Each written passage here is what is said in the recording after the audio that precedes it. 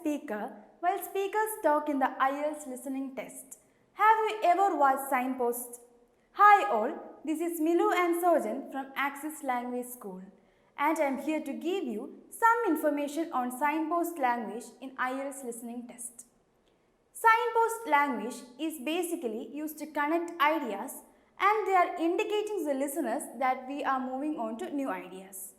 Some of the examples for signpost vocabulary are first, second, next, then, after that, finally. You might have encountered these words in the IELTS listening test.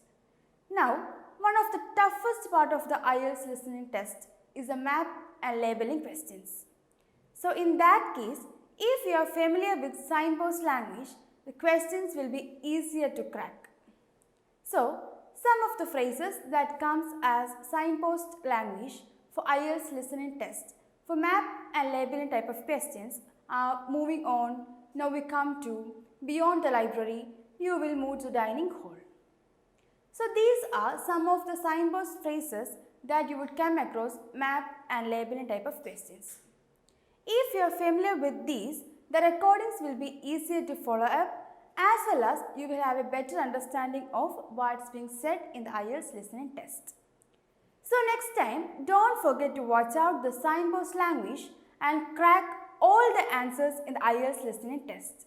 Thank you so much for watching this video and see you in another video.